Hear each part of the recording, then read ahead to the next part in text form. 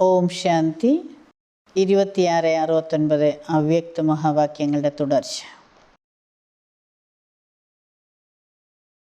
जो भी रास्ता तय करते विघ्न आते हैं, उन विघ्नों को पार करने के लिए मुख्य कौन सी शक्ति चाहिए? ഏതൊരു വഴിയും തരണം ചെയ്യുമ്പോൾ, വിഘ്നങ്ങൾ വരുമ്പോൾ, ആ വിഘ്നങ്ങളെ തരണം ചെയ്യുന്നതിന് വേണ്ടി മുഖ്യമായിട്ട് ഏത് ശക്തിയാണ് വേണ്ടത്? അവിടെ ഇരുന്നൊരു ഉത്തരം പറഞ്ഞു, സഹനശക്തി. सहनशक्ति से पहले कौन सी शक्ति चाहिए? സഹനശക്തിക്ക് മുൻപ് ഏത് ശക്തിയാണ് വേണ്ടത്? നമ്മൾ ഏതൊരു യാത്രയും ചെയ്യുമ്പോൾ യാത്രാമധ്യേ പലതും നമ്മൾ കണ്ടെന്നിരിക്കും, കേട്ടെന്നിരിക്കും. പല പല കാര്യങ്ങളെ തരണം ചെയ്തിട്ടേ നമുക്ക് നമ്മുടെ ലക്ഷ്യസ്ഥാനത്തെത്താൻ കഴിയുള്ളൂ. അപ്പം ബാബ ചോദിക്കുകയാണ്, അങ്ങനെ വിഘ്നങ്ങൾ വരുമ്പോൾ നമ്മൾ എന്താണ് ചെയ്യേണ്ടത്? അത് തരണം ചെയ്യുന്നതിനുള്ള മുഖ്യമായ ശക്തി ഏതാണ് വേണ്ടത്? സഹനശക്തി എന്ന് ഉത്തരം കുട്ടികൾ പറഞ്ഞപ്പോൾ ബാബ ചോദിക്കുകയാണ്, അതിനു മുൻപ് ഏത് ശക്തിയാണ് വേണ്ടത്? सहन शक्ति से पहले कौन सी शक्ति चाहिए? विघ्न डालने वाली कौन सी चीज़ है? വിഘ്നം ഇടുന്നത് ഏത് വസ്തുവാണ്, അല്ലെങ്കിൽ ഏത് കാര്യമാണ് വിഘ്നം ഇടുന്നത്? അപ്പോൾ അവിടെ ഇരുന്നവർ പറഞ്ഞു, മായയാണ്. सुनाया था कि विघ्नों का सामना करने के लिए पहले चाहिए परखने की शक्ति, फिर चाहिए निर्णय करने की शक्ति. അപ്പം നേരത്തെയും കേൾപ്പിച്ചിട്ടുണ്ടായിരുന്നു, വിഘ്നങ്ങളെ തരണം ചെയ്യുന്നതിന് വേണ്ടി ആദ്യം വേണ്ടത് തിരിച്ചറിയുന്നതിനുള്ള ശക്തി, പിന്നെ വേണ്ടത് തീരുമാനമെടുക്കുന്നതിനുള്ള ശക്തി, അർത്ഥം നിർണയശക്തിയാണ്. जब निर्णय करेंगे यह माया है व यथार्थ है, फायदा है व नुकसान, अल्पकाल की प्राप्ति है व सदाकाल की प्राप्ति है. എപ്പോഴാണോ ഈ തീരുമാനം എടുക്കാൻ കഴിയുന്നത്, അതായത് ഇത് മായയാണോ, ഈ കാണുന്നത് യഥാർത്ഥമാണോ, അതോ യഥാർത്ഥമല്ലയോ, നേട്ടമുള്ളതാണോ കോട്ടമുള്ളതാണോ, ഇതിലൂടെ അല്പകാല പ്രാപ്തിയാണോ ഉണ്ടാകുന്നത്, അതോ സദാകാലത്തേക്കുള്ള പ്രാപ്തിയാണോ? जब निर्णय करेंगे तो निर्णय के बाद ही सहन शक्ति को धारण कर सकेंगे. എപ്പോഴാണോ ഈ തീരുമാനത്തിലെത്തുന്നത് അപ്പോഴേ സഹനശക്തിയെ ധാരണ ചെയ്യാൻ കഴിയുകയുള്ളൂ. അപ്പം ബാബ നമ്മളെ ഓർമ്മിപ്പിക്കുകയാണ്, വിഘ്നം ഇടുന്നത്, അതായത് നമ്മുടെ ഈ യാത്രയിൽ നമ്മുടെ ലക്ഷ്യത്തിലെത്തുന്നതിന് വേണ്ടി ഏതെല്ലാം രീതിയിലുള്ള ടെസ്റ്റാണോ, മായയാണോ, വിഘ്നങ്ങളാണോ വരുന്നത്, അതിനെ ആദ്യം തിരിച്ചറിയുകയാണ് വേണ്ടത്. അതായത് ആദ്യം നമ്മൾ തിരിച്ചറിഞ്ഞതിന് ശേഷം പിന്നെ ഇത് തീരുമാനം എടുക്കേണ്ടി വരും. അതായത് ഇത് യഥാർത്ഥമായിട്ടുള്ള കാര്യമാണോ, ഇതോ അയഥാർത്ഥമാണോ, ഇതിൽ കൂടി എന്തെങ്കിലും നേട്ടമാണോ ഉണ്ടാകാൻ പോകുന്നതോ കോട്ടമാണോ, ഞാനിത് ചെയ്യുകയാണ് എങ്കിൽ എനിക്ക് ഈ സമയത്ത് കുറച്ച് സമയത്തേക്കുള്ള നേട്ടോ പ്രാപ്തിയാണോ ഉള്ളത്, അതോ സദാകാലത്തേക്കുള്ള പ്രാപ്തിയാണോ? അപ്പോൾ ഇങ്ങനെ തീരുമാനം എടുത്തതിന് ശേഷം മാത്രമേ നമുക്ക് സഹനശക്തി ധാരണ ചെയ്യാൻ കഴിയുകയുള്ളൂ എന്ന് ബാബ ഓർമ്മിപ്പിക്കുകയാണ്. പഹലെ പറക്കിന് ഫിർ നിർണയിക്കാണ്, ആദ്യം തിരിച്ചറിയണം, പിന്നെ തീരുമാനം എടുക്കണം. जिसकी निर्णय शक्ति तेज होती है वह कब हार नहीं खा सकता. ആരുടെ നിർണയശക്തിയാണോ വളരെ തീവ്രമായിട്ടുള്ളത് അവരൊരിക്കലും തോൽക്കുകയില്ല. നിർണയശക്തി വളരെ ഷാർപ്പായിട്ടുള്ളത് അവർക്കൊരിക്കലും തോൽവി ഉണ്ടാകുകയില്ല. हार से बचने के लिए अपनी निर्णय शक्ति और परखने की शक्ति को बढ़ाना है. തോൽക്കുന്നതിൽ നിന്നും രക്ഷപ്പെടുന്നതിന് വേണ്ടി തൻ്റെ നിർണയശക്തിയെയും തിരിച്ചറിയുന്നതിനുള്ള ശക്തിയെയും വർദ്ധിപ്പിക്കണം. നിർണയശക്തി बढ़ाने के लिए पुरुषार्थ कौन सा करना है? നിർണയശക്തിയെ വർദ്ധിപ്പിക്കുന്നതിന് ഏത് പുരുഷാർത്ഥമാണ് ചെയ്യേണ്ടത്? അപ്പോൾ ഇവിടെ ബാബ മുഖ്യമായിട്ടും രണ്ട് ശക്തികളെക്കുറിച്ചാണ് പറഞ്ഞുകൊണ്ടിരിക്കുന്നത്. അതായത് ഒന്ന് തിരിച്ചറിയുന്നതിനുള്ള ശക്തി, അടുത്തത് നിർണയിക്കുന്നതിനുള്ള അഥവാ തീരുമാനമെടുക്കുന്നതിനുള്ള ശക്തി. അപ്പം നിർണയശക്തിയെ വർദ്ധിപ്പിക്കാൻ ഏത് പുരുഷാർത്ഥമാണ് നമ്മൾ ചെയ്യേണ്ടത് എന്ന് ചോദിക്കുകയാണ്. യാദ് കി യാത്ര തോ ആപ് ഝട്ട് കഹ് ദേത്തെ ഹോ. അപ്പോൾ കുട്ടികളെപ്പോഴും എളുപ്പത്തിൽ പറയുന്നത് ഓർമ്മയുടെ യാത്ര എന്നാണ്. ലേക്കിൻ याद की यात्रा को भी बल देने वाला कौन सा ज्ञान अर्थात समझ है वह भी स्पष्ट बुद्धि में होना चाहिए. ബാബ ഒന്നുകൂടെ സ്പഷ്ടമാക്കിയാണ്, ഓർമ്മയുടെ യാത്രയാണ് എല്ലാത്തിൻ്റെയും, എല്ലാ ഉയർച്ചയ്ക്കും എല്ലാ ശക്തിയുടെയും ആധാരം എങ്കിലും ഓർമ്മയുടെ യാത്രയ്ക്കും ബലം കൊടുക്കുന്ന അറിവ് അഥവാ തിരിച്ചറിവ് അതേതാണ്, അതെപ്പോഴും സ്പഷ്ടമായിട്ട് ബുദ്ധിയിലുണ്ടാകണം. ആ ഒരറിവ്, ഓർമ്മയുടെ യാത്രയിലൂടെ മാത്രമേ ഈ ശക്തി എനിക്ക് വരികയുള്ളൂ എന്നുള്ളൊരു തിരിച്ചറിവുണ്ടാകണമെങ്കിൽ അതിനുള്ള അറിവ് അത് എപ്പോഴും സ്പഷ്ടമായിട്ട് ബുദ്ധിയിലുണ്ടാകണം. ടോട്ടൽ തോ രഖാ ഹെ ലേക്കിൻ ടോട്ടൽ മേ കഹാ കഹാ ഫിർ ഘാട്ടാ പടി ജാത്താ ഹെ. അവരെ ടോട്ടലായിട്ടുള്ള കാര്യം കുട്ടികൾ ഓർമ്മയിൽ വയ്ക്കുന്നുണ്ട്, പക്ഷേ പലപ്പോഴും ആ ടോട്ടൽ എന്നുള്ളതിൽ കോട്ടം സംഭവിക്കുന്നുണ്ട്. स्कूल में कई बच्चे एक दो को देख टोटल तो निकाल लेते हैं. ഇപ്പം സ്കൂളിലും പല കുട്ടികളും ഒരാളിനെ നോക്കി ടോട്ടൽ എന്തായിരുന്നാലും എടുക്കാറുണ്ട്, ടോട്ടൽ കണ്ടുപിടിക്കാറുണ്ട്. लेकिन जब मास्टर पूछता टोटल कैसे किया है तो मूंझ जाते हैं. അപ്പം മാസ്റ്റർ ക്ലാസ്സിൽ വന്ന് ചോദിക്കുകയാണ് ഈ ടോട്ടൽ നിങ്ങൾ എങ്ങനെയാണ് ചെയ്തത് എന്ന്. അപ്പോൾ അവർ കൺഫ്യൂഷനിലേക്ക് വരികയാണ്. കാരണം അവർക്കറിയില്ല അവരെങ്ങനെയാണ് അതിൻ്റെ ടോട്ടൽ കണ്ടുപിടിച്ചത്. കാരണം ഒരാളിനെ കണ്ട് കോപ്പി അടിച്ചത് ചെയ്തതാണ്. तो आप टोटल याद की यात्रा कह देते हो लेकिन वह टोटल किस तरीके से होगा वह भी जानना है. അപ്പോൾ ബാബ കുട്ടികളുടെ ഉദാഹരണം തന്നുകൊണ്ട് നമുക്കൊരു കാര്യം സ്പഷ്ടമാക്കി തരികയാണ്. കുട്ടികളോട് ഏത് കാര്യം ചോദിക്കുമ്പോഴും ഒരു ഉത്തരമായിട്ട് ഓർമ്മയുടെ യാത്ര എന്നങ്ങ് പറയാറുണ്ട്. അപ്പം ടോട്ടലായിട്ട് ഓർമ്മയുടെ യാത്രയെന്ന് പറയും. എന്നാൽ ആ ഓർമ്മയുടെ യാത്ര എങ്ങനെയാണ്, ഏത് രീതിയിലാണ് ആകുന്നത് അതും കൂടി അറിയണമല്ലോ. ഇപ്പം ശക്തി വരുന്നതിന് അല്ലെങ്കിൽ നിർണ്ണയിക്കണമെങ്കിൽ വേണ്ടത് ഓർമ്മയുടെ യാത്രയാണ്. അങ്ങനെ ടോട്ടലായിട്ട് കുട്ടികൾ പറയും. പക്ഷെ അത് ഏത് രീതിയിലാണ് അതാകേണ്ടത് എന്നും കൂടി അറിയേണ്ടത് ആവശ്യമാണ്. तो निर्णय शक्ति को बढ़ाने लिए मुख्य किस बात की आवश्यकता है? നിർണയശക്തിയെ വർദ്ധിപ്പിക്കുന്നതിന് വേണ്ടി മുഖ്യമായിട്ട് ഏത് കാര്യത്തിൻ്റെ ആവശ്യമാണുള്ളത്? അപ്പോൾ അവിടെ ഇരുന്നവർ പറഞ്ഞു വിചാരസാഗര മന്ഥനം. വിചാരസാഗർ മന്ഥൻ കർത്തെ കർത്തെ സാഗർ മേ ഹി ഡൂബ് ജായേത്തു.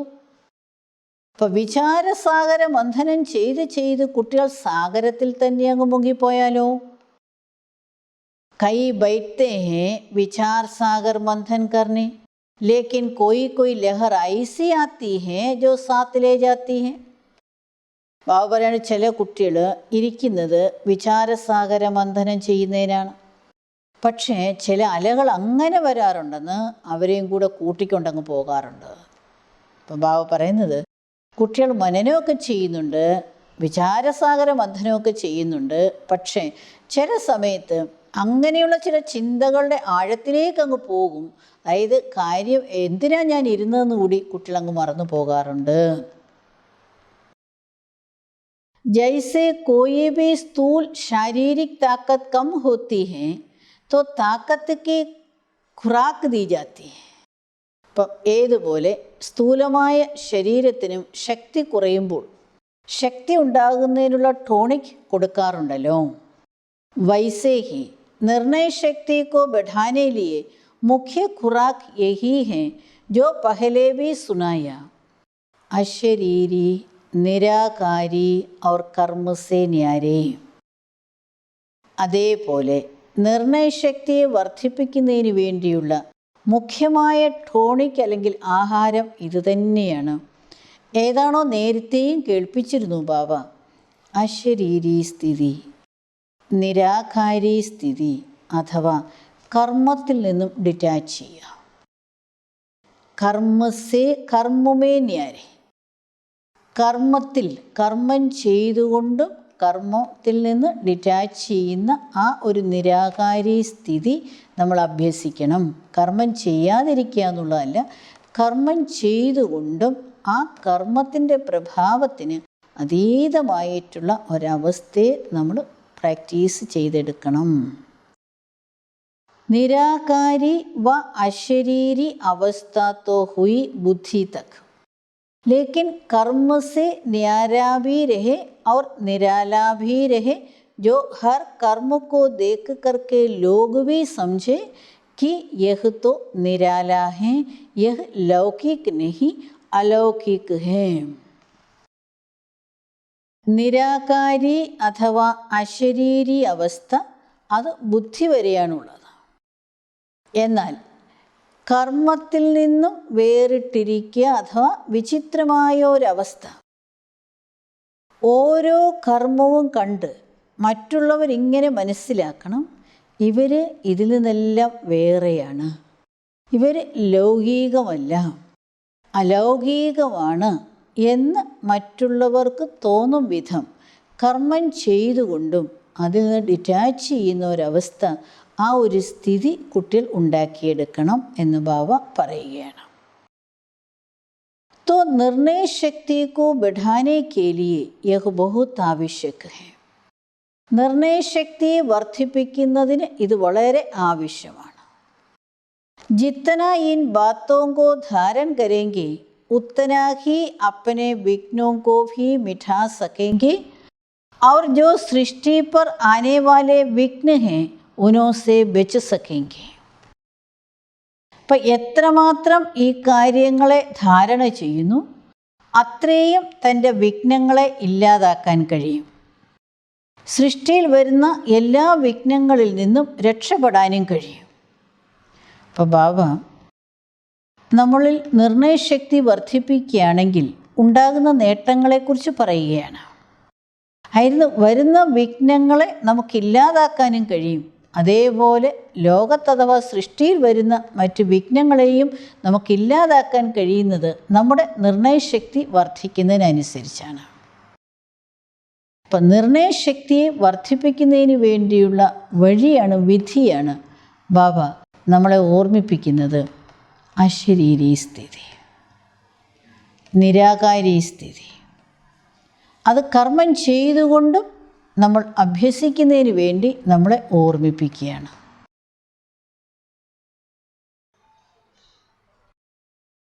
ശിക്ഷ തോ ബഹുത് മിൽ ഗയേ ലേക്കിൻ അബ് ക്യാ കർനാ ഹൈ.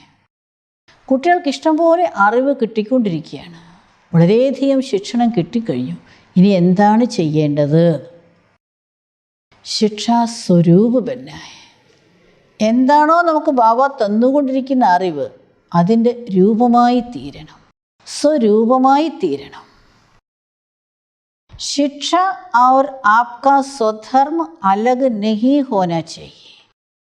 പഠിക്കുന്ന പഠിത്തവും നിങ്ങളുടെ സ്വധർമ്മവും വേറെ വേറെ ആകാൻ പാടില്ല. आपका സ്വരൂപ് ഹി ശിക്ഷ ഹോനാ ചാഹിയേ.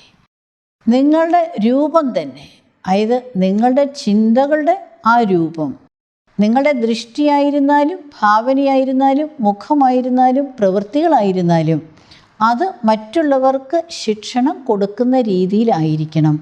അതാണ് ബാബ പറയുന്നത്. സ്വധർമ്മവും ശിക്ഷണവും വേറെ വേറെ ആകരുത്, രണ്ടും ഒന്ന് തന്നെ ആയിരിക്കണം. അത് മറ്റുള്ളവർക്ക് നമ്മളിലൂടെ അനുഭവം ഉണ്ടാകണം. സ്വരൂപസേ ശിക്ഷ ദീ ജാത്തി ഹെ. സ്വരൂപത്തിലൂടെയാണ് ശിക്ഷണം കൊടുക്കുന്നത്. കൈ ബാത്തോ മേ വാണി സേ ശിക്ഷ നഹീ ദീ ജാത്തി ഹെ ലേക്കിൻ അപ്പനെ സ്വരൂപ് സേ ശിക്ഷ ദീ ജാത്തി ഹെ. പല കാര്യങ്ങളിലും ശബ്ദത്തിലൂടെ ശിക്ഷണം കൊടുക്കാൻ കഴിയുകയില്ല, എന്നാൽ തൻ്റെ സ്വരൂപത്തിലൂടെ ശിക്ഷണം കൊടുക്കാൻ കഴിയും. അത് നമുക്ക് നന്നായിട്ടറിയാം. പല കാര്യങ്ങളും പലരോടും നമ്മൾ വാഗൊണ്ട് പറയുകയാണെങ്കിൽ അതവരത്രയും അതിന് വില കൊടുക്കില്ല. എന്നാൽ നമ്മുടെ ജീവിതത്തിലൂടെ നമ്മളത് കാണിച്ചു കൊടുക്കുകയാണെങ്കിൽ അത് വളരെ എളുപ്പമായിട്ട് അത് അവർ സ്വീകരിക്കും. അതുകൊണ്ടാണ് ബാബ പറയുന്നത് സ്വരൂപത്തിലൂടെ സേവനം ചെയ്യൂ എന്ന്. तो अब शिक्षा स्वरूप बनकर के अपने स्वरूप से शिक्षा देनी है. ഇപ്പോൾ ബാബ പഠിപ്പിക്കുന്ന ശിക്ഷണത്തിൻ്റെ രൂപമായി സ്വയം മാറുകയും തൻ്റെ ജീവിതത്തിലൂടെ മറ്റുള്ളവർക്കത് കാണിച്ചു കൊടുക്കുകയും ചെയ്യുക എന്നുള്ളതാണ് ഈ സമയത്ത് നമ്മൾ ചെയ്യേണ്ടത്. ശിക്ഷാത്തോ ബഹുത്ത് മിലി. ബാബ എത്രയാണ് നിങ്ങളെ പഠിപ്പിച്ചിട്ടുള്ളത്. അറിവ് നിങ്ങൾക്ക് വളരെയധികം കിട്ടി. കോഴ്സ് തോ പൂരാ ഹുവാന. കോഴ്സ് കഴിഞ്ഞല്ലോ. ബാബ നമ്മളെ ഓർമ്മിപ്പിക്കുന്ന കോഴ്സ് ഒരാഴ്ചത്തെ കോഴ്സല്ല. ബാബ സാകാരത്തിൽ നമ്മളെ പഠിപ്പിച്ച ആ കോഴ്സിനെ കുറിച്ചാണ്. 69 ജനുവരി 18 വരെ ബാബ നമുക്ക് കോഴ്സ് എടുക്കുകയായിരുന്നു. അതാണ് ബാബ പറയുന്നത്, നിങ്ങളുടെ കോഴ്സ് പൂർത്തിയായി. ഇപ്പോൾ നടന്നുകൊണ്ടിരിക്കുന്നത് റിവൈസ് കോഴ്സാണ്. एक प्रश्न पूछा था कि अब जो बाप दादा अन्य तन में आते हैं तो जैसे साकार रूप में मुरली चलाते थे वैसे ही क्यों नहीं चलाते. ഇപ്പോൾ ഒരു ചോദ്യം ചോദിച്ചിട്ടുണ്ടായിരുന്നു. ബാപ്ദാദ വേറെ ശരീരത്തിൽ വരുമ്പോൾ, അതായത് ഗുൽജാർ ദാദിയുടെ ശരീരത്തിൽ വരുമ്പോൾ ഏതുപോലെ സാകാര രൂപത്തിൽ മുരളി ഉച്ചരിച്ചിരുന്നോ അതേപോലെ എന്തുകൊണ്ടാണ് ഉച്ചരിക്കാത്തത്. അപ്പോൾ നമുക്കെല്ലാവർക്കും അറിയാം, ബാബ സാകാരത്തിൽ ശിവബാബ ബ്രഹ്മബാബയുടെ മുഖത്തിലൂടെ മുരളി ഉച്ചരിച്ചിരുന്നത് സാധാരണ തന്നെയുള്ള ശബ്ദങ്ങളിലായിരുന്നു.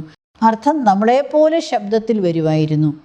എന്നാൽ ബാബ അവ്യക്തമായതിനു ശേഷം ഏത് രഥത്തിലാണോ ബാബ വരുന്നത് ആ രഥത്തിൻ്റെ മുഖം ഉപയോഗിച്ച് ബാബ ഉച്ചരിക്കുന്ന ശബ്ദങ്ങൾ അവ്യക്തമാണ്. അപ്പം അതുകൊണ്ടാണ് കുട്ടികൾ ബാബയുടെ ഒരു ചോദ്യം ചോദിച്ചു, ഏതുപോലെ സാകാരത്തിൽ ബാബ മുരളി ഉച്ചരിച്ചിരുന്നു അതേപോലെ എന്തുകൊണ്ടാണ് ഇപ്പോൾ ഈ രഥത്തിലൂടെ മുരളി ഉച്ചരിക്കാത്തത് എന്ന്.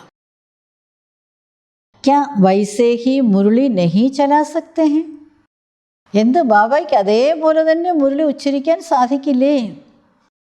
ക്യോം ഭാഷ ബദലി, ക്യോം തരീക്ക ബദല. എന്തുകൊണ്ടാണ് ഭാഷ മാറ്റിയത്? എന്തുകൊണ്ടാണ് ആ രീതി മാറ്റിയത്? ഐസേ പ്രശ്ന ബഹുത്തോങ്കോ ഉടുത്തേ. ഇങ്ങനെയുള്ള ചോദ്യം വളരെയധികം പേരുടെ മനസ്സിൽ വരുന്നുണ്ട്. ജബ്കി തും ഭാഷൺ കർ സക്തേ ഹോ തോ ബാപ് ദാദാ കോ കോയി ഭി തൻ ദ്വാരാ മുരളി ചലാന മുഷ്കിൽ ഹേ. ബാബ ചോദിക്കും, നിങ്ങൾക്ക് നന്നായി പ്രഭാഷണം ചെയ്യാൻ കഴിയുമെങ്കിൽ ബാപ് ദാദായ്ക്ക് ഏത് ശരീരത്തിലൂടെയും മുരളി ഉച്ചരിക്കാൻ എന്താ പ്രയാസമാണോ? ലേക്കിൻ ക്യോ നഹി ചലാത്തേ ഹെ. എന്നാൽ എന്തുകൊണ്ടാണ് ബാബ അതേപോലെ മുരളി ഉച്ചരിക്കാത്തത്? ദോ ചാറിനെ അപ്പനെ വിചാർ സുനായി. അപ്പോൾ ബാബ ചോദിച്ച ചോദ്യത്തിന് ഉത്തരം അവിടെ ഇരുന്ന് 3-4 പേര് മറുപടി പറഞ്ഞു. ജിസ് തൻ ദ്വാരാ പഠാനെ കാ പാർട്ട് ഥാ വഹ് പഠായി കാ കോഴ്സ് തോ പൂരാ ഹുവാ. ഏത് ശരീരത്തിലൂടെയായിരുന്നോ പഠിപ്പിക്കാനുള്ള പാർട്ട്, ആ പഠിത്തത്തിൻ്റെ കോഴ്സ് പൂർത്തിയായി. അബ് ഫിർ പഠായി പഠാനേലിയെ നഹിയാത്തേ. ഇപ്പം ഞാൻ വരുന്നത് പഠിത്തം പഠിപ്പിക്കാൻ വേണ്ടിയല്ല. ബാബ പലരുടെയും മനസ്സിൽ ഉണ്ടായിക്കൊണ്ടിരുന്ന ചോദ്യങ്ങൾക്ക് ഉത്തരം വളരെ സ്പഷ്ടമായിട്ട് നമുക്ക് തരികയാണ്. ബാബ 69 ജനുവരി 18 വരെ ബ്രഹ്മാവിലൂടെ ശിവബാബ ഉച്ചരിച്ച മഹാവാക്യങ്ങൾ പോലെയല്ല ബാബ ദേഹത്തിൽ നിന്ന് പോയതിന് ശേഷം രഥത്തിലൂടെ ഇപ്പോൾ ഉച്ചരിച്ചു കൊണ്ടിരിക്കുന്നത്. നമുക്കറിയാം, ഗുൽജാർ ദാദിജിയുടെ രഥത്തിലൂടെ ബാബ ഉച്ചരിക്കുന്ന മഹാവാക്യങ്ങൾ പൂർണ്ണമായിട്ടും അവ്യക്തമാണ്. അപ്പോൾ അന്നുണ്ടായിരുന്ന പല കുട്ടികളുടെയും മനസ്സിൽ ഇങ്ങനെയുള്ള ചിന്തകൾ വന്നു. എന്തുകൊണ്ടാണ് ബാബയുടെ ഈ രീതി മാറ്റിയത്? ബാബ എന്തുകൊണ്ടാണ് ഈ ഭാഷ മാറ്റിയത്? ഏതുപോലെ സാകാരത്തിൽ മുരളി ഉച്ചരിച്ചിരുന്നു അതേപോലെ ഇപ്പോഴെന്താ ഈ രഥത്തിലൂടെ പറ്റുകയില്ലേ? അപ്പോൾ ബാബ ഉത്തരം പറയുകയാണ്, നിങ്ങൾക്ക് എവിടെയും പോയി പ്രഭാഷണം ചെയ്യാൻ പറ്റുമെങ്കിൽ എനിക്കും വളരെ എളുപ്പമായിട്ട് ഏത് ശരീരത്തിൽ വന്നിട്ട് മുരളി ഉച്ചരിക്കാൻ കഴിയും. പക്ഷേ ഞാൻ എന്തുകൊണ്ടാണ് മാറ്റിയത്? കാരണം ഏത് ശരീരമാണോ ഞാൻ എനിക്ക് വേണ്ടി ആധാരമായിട്ടെടുത്തത് ആ ശരീരത്തിലൂടെ ഞാൻ പഠിപ്പിക്കേണ്ട പഠിത്തം പൂർത്തിയാക്കി. അതായത് കോഴ്സ് അവിടെ പൂർത്തിയായി. ഇപ്പോൾ ഞാൻ വരുന്നത് നിങ്ങളെ പഠിപ്പിക്കാൻ വേണ്ടി, അർത്ഥം പഠിത്തം പഠിപ്പിക്കാൻ വേണ്ടി അല്ല. അപ്പം നമുക്ക് കാര്യം വളരെ സ്പഷ്ടമായിട്ട് മനസ്സിലാകുകയാണ്. ബാബയുടെ ശബ്ദം എന്തുകൊണ്ട് അവ്യക്തമായി, ബാബയുടെ രീതികളിൽ ബാബ എന്തുകൊണ്ടാണ് മാറ്റം കൊണ്ടുവന്നത്. വഹ് കോഴ്സ് ഥാ ഉസി തൻ ദ്വാര പൂരാ ഹോ ചുകാ ഹെ. അത് കോഴ്സായിരുന്നു, ആ ശരീരത്തിലൂടെ ആ കോഴ്സ് പൂർത്തിയായി. അഭി തോ ആത്തേ ഹേ മിൽനെ കെ ലിയേ. ഇപ്പോൾ ബാബ വരുന്നത് കാണുന്നതിന് വേണ്ടിയാണ്. ബഹലാനെ കെ ലിയേ, കുട്ടികളെ രസിപ്പിക്കുന്നതിന് വേണ്ടിയാണ് വരുന്നത്. അവർ മുഖ്യ ബാത്തേം കോൻസി ഹേ, പിന്നെ മുഖ്യമായിട്ടുള്ള കാര്യങ്ങൾ ഏതാണ്? ജൈസെ അശരീരി കർമാതീത് ബൻകർ കെ ക്യാ കിയ. അശരീരി കർമാതീതമായിട്ട് ബാബ എന്താണ് ചെയ്തത്? ഏക് സെക്കൻഡ് മേ പഞ്ചി ബൻ ഉടുകയ. ഒരു സെക്കൻഡിൽ പക്ഷിയായിട്ട് ശരീരത്തിൽ നിന്നും പറന്നുപോയി. കർമാതീതമായിട്ട് ബാബ എന്താ ചെയ്തത്? ബാബ പറഞ്ഞു തരികയാണ്. ഒരു സെക്കൻഡിൽ പക്ഷിയായിട്ട് ശരീരത്തിൽ നിന്നും പറന്നുപോയി. സാകാർ ശരീർ സെ ഏക് സെക്കൻഡ് മേ ഉടേന. സാകാര ശരീരത്തിൽ നിന്നും ഒരു സെക്കൻഡിൽ ബാബ പറന്നല്ലോ. തോ അബ് പഠായി പൂരി ഹുയി. അർത്ഥം ഇപ്പോഴാ പഠിത്തം പൂർത്തിയായി. ബാക്കി ഏക് കാര്യ രഹാ ഹുവാ ഹേ സാത്ത് ലേ ജാനേ കാ. ഇനി അവശേഷിക്കുന്ന ഒരു പാഠം, ഒരു കാര്യം ഇതാണ്, കൂടെ കൊണ്ടുപോവുക എന്നുള്ളതാണ്. ബാബ ഇവിടെ ഒരുപാട് കാര്യങ്ങൾ നമുക്ക് സ്പഷ്ടമാക്കി തരികയാണ്. ബാബ പറയാണ്, ഞാൻ വന്നത് നിങ്ങളെ പഠിത്തം പഠിപ്പിക്കാനും കാര്യം സ്പഷ്ടമാക്കി കാണിച്ചു തരാനും കൂടിയാണ്. അത് നമ്മൾ പഠിക്കുന്നത് ആത്മാവെന്നുള്ള പാഠമാണ്. നഷ്ടോ മോഹ സ്മൃതി ലബ്ധ എന്നുള്ള പാഠമാണ്. പ്രാക്ടിക്കൽ ബാബ അതൊരു സെക്കൻഡിൽ കുട്ടികളെ കാണിച്ചു തന്നു. കർമാതീത സ്ഥിതിയിൽ എങ്ങനെയാണ് വരേണ്ടത്, കർമാതീതമായി കഴിഞ്ഞാൽ ആത്മാവ് ഈ പഴയ ശരീരത്തിൽ നിന്ന് എങ്ങനെയാണ് പറന്നുയരുന്നത്, അതെല്ലാം ബാബ ഒരു സെക്കൻഡിൽ കാണിച്ചു. സെക്കൻഡിൽ ആത്മാവ് പറന്നുപോയി. അപ്പം ബാബു പറയാണ്, അർത്ഥം കോഴ്സ് അവിടെ പൂർത്തിയാകുകയാണ് ചെയ്തത്. ഇനി അവശേഷിക്കുന്ന കാര്യം എല്ലാവരെയും കൂടെ കൊണ്ടുപോവുക എന്നുള്ളതാണ്. ഇസിലിയെ അബ് സിർഫ് മിൽനെ അവ്യക്ത ശിക്ഷാവും സെ ബഹലാനെ और उठाने लिए आते हैं. അപ്പം ഇപ്പോൾ ബാബ വരുന്നത് കാണുന്നതിനും അവ്യക്തമായ ശിക്ഷണങ്ങളിൽ രസിപ്പിക്കുന്നതിനും പറപ്പിക്കുന്നതിനും വേണ്ടിയാണ്. ദേഹവും ദേഹത്തിൻ്റെ ബന്ധനങ്ങളിൽ നിന്ന് മാറി എങ്ങനെയാണ് ആത്മാവ് മുകളിലേക്ക് ഉയരേണ്ടത്, പറക്കേണ്ടത്, അത് പഠിപ്പിക്കാൻ വേണ്ടിയാണ് ബാബ ഇപ്പോൾ വരുന്നത്. പഠായി കെ പോയിൻറ്റ്സ് പഠായി കാ രൂപ് അബ് നഹി ചൽ സക്താ ഹൈ. നേരത്തെ പഠിപ്പിച്ച പഠിത്തത്തിൻ്റെ ആ പോയിൻറ്റ്സും പഠിത്തത്തിൻ്റെ ആ രൂപവും ഇനി നടക്കില്ല. അബി കോഴ്സ് റിവൈസ് ഹോ രഹാ ഹൈ. ഇപ്പോൾ കോഴ്സ് റിവൈസാണ് നടന്നുകൊണ്ടിരിക്കുന്നത്. ലേക്കിൻ കിത്തനെ സമയമേ റിവൈസ് കരേങ്കെ. എത്ര സമയം കൊണ്ട് ഇതിന് റിവൈസ് പൂർത്തിയാകും? കിത്തനെ തക് കോഴ്സ് പൂരാ ഹുവാ ഹൈ. എത്ര വരെ കോഴ്സ് പൂർത്തിയായി? അബി യേ സബി കോ നിർണയ കർനാ ഹൈ കി കഹാൻ തക് റിവൈസ് കോഴ്സ് ഹുവാ ഹൈ, കിത്തന സമയം അബ് ചാഹിയെ. ഇനി ഇത് കുട്ടികൾ തന്നെ നിർണയിക്കണം, എവിടം വരെ റിവൈസ് കോഴ്സ് കഴിഞ്ഞു, ഇനി എത്ര സമയം അവശേഷിക്കുന്നുണ്ട് ഈ കോഴ്സ്. അപ്പം ബാബു പറയാണ്, കോഴ്സൊക്കെ പൂർത്തിയായി, റിവൈസ് കോഴ്സാണ് നടന്നുകൊണ്ടിരിക്കുന്നത്. അപ്പം അതുകൊണ്ട് നേരത്തെ പറഞ്ഞിരുന്ന അതേ കാര്യങ്ങൾ ഇനി നടക്കില്ല. കാര്യങ്ങളുടെ ഗൗരവവും സമയത്തിൻ്റെ ഗൗരവവും ബാബ നമ്മളെ ഓർമ്മിപ്പിക്കുകയാണ്. നമ്മൾ എത്രമാത്രം പ്രാക്ടിക്കൽ സൈഡിലേക്ക് വരണമെന്ന് ബാബ ഓർമ്മിപ്പിക്കുകയാണ്. ഇനി ഈ കോഴ്സ് എപ്പോൾ പൂർത്തിയാകും എന്നുള്ളത് നിങ്ങൾ ഓരോരുത്തരും നിങ്ങളുടെ പുരുഷാർത്ഥവുമായി താരതമ്യം ചെയ്ത് നോക്കൂ എന്ന് ബാബ പറയാണ്. സാകാർ തൻ കെ ഹർ കർമ്മ ഹർ സ്ഥിതി സെ അപ്പനെ കോ ഭേണ്ട് കർണ. സാകാര ശരീരത്തിൽ ഇരുന്നു കൊണ്ട് ചെയ്ത ഓരോ കർമ്മവും ഓരോ സ്ഥിതിയുമായിട്ട് തൻ്റെ പുരുഷാർത്ഥം ഒന്ന് കമ്പയർ ചെയ്ത് നോക്കൂ. യഹ് ലക്ഷ്യ രക്തേ അപ്പനെ കോ ദേഖോ. ഈ ലക്ഷ്യം വെച്ചുകൊണ്ട് സ്വയം തന്നെ നോക്കൂ. ബാബ എങ്ങനെയാണ് കർമാതീതമായത്? കർമാതീത സമയത്ത് ബാബയുടെ സ്ഥിതി എങ്ങനെയായിരുന്നു? ഓരോ കാര്യങ്ങളെയും ബാബ എങ്ങനെയാണ് വീക്ഷിച്ചിരുന്നത്? ബാബയുടെ നടപ്പും ഇരിപ്പും ഓരോന്നും എങ്ങനെയായിരുന്നു? ഞാൻ എങ്ങനെയാണ് ഇപ്പോഴാ? അങ്ങനെ ഒന്ന് കമ്പയർ ചെയ്ത് തൻ്റെ ലക്ഷ്യത്തിലേക്ക് എത്താൻ നോക്കൂ എന്ന് ബാബ ഓർമ്മിപ്പിക്കുകയാണ്. ഫിർ പതാ പടേഗാ കി കഹാൻ തക് ഹേ. അപ്പം നിങ്ങൾക്ക് മനസ്സിലാകും നിങ്ങൾ എവിടം വരെ എത്തി. लक्ष्य तो बता दिया कि वैसे अपने को परखना फिर उत्तर देना. എന്താണ് ലക്ഷ്യം എന്നുള്ളത് ബാബ പറഞ്ഞു കഴിഞ്ഞു. അത് നിങ്ങൾ സ്വയം തിരിച്ചറിയൂ. എന്നിട്ട് നിങ്ങൾ ഉത്തരം പറയൂ. दूसरा प्रश्न यह देते हैं, होमवर्क तो तुम्हारा चल ही रहा है, उसमें विशेष ध्यान खींचवाते हैं. അടുത്ത ചോദ്യം ബാബ ഇതാണ് തരുന്നത്. ഹോംവർക്ക് നിങ്ങളുടെ നടന്നുകൊണ്ടിരിക്കുകയാണ്, അതിനും വിശേഷിച്ച് ബാബ ശ്രദ്ധ തരികയാണ്. അറ്റൻഷൻ പ്ലീസ് എന്ന് ബാബ പറയുകയാണ്. यह जो पार्ट भावी प्रमाण हुआ है उस साकार रूप को अव्यक्त क्यों बनाया? ഈ പാർട്ട് ഭാവി അനുസരിച്ച് നടന്നത്, അതായത് സാകാര രൂപത്തെ എന്തുകൊണ്ട് അവ്യക്തമാക്കി? ബ്രഹ്മബാബ സാകാരത്തിൽ നിന്ന് ഇപ്പോഴവ്യക്ത അവസ്ഥയിലാണ്. അത് എന്തുകൊണ്ടാണ് ശിവബാബ അങ്ങനെ ചെയ്തത്? അതാണ് ബാബ ഇനി സ്പഷ്ടമാക്കുന്നത്. इसके भी कई ഗുഹ്യ രഹസ്യ, ഇതിന് പല ഗഹനമായ രഹസ്യങ്ങളുണ്ട്. इसकी गहराई में जाना, ബാബ കുട്ടികളോട് പറയണം, അതിൻ്റെ ആഴത്തിലേക്ക് കുട്ടികൾ യാത്ര ചെയ്യൂ. എന്തുകൊണ്ടാണ് സാകാര ബാബയെ വ്യക്തബാബയെ അവ്യക്തത്തിലാക്കിയത്? അതിൻ്റെ കാരണം എന്താണ് എന്ന് കുട്ടികളൊന്ന് ആഴത്തിലേക്ക് ചിന്തിക്കുക.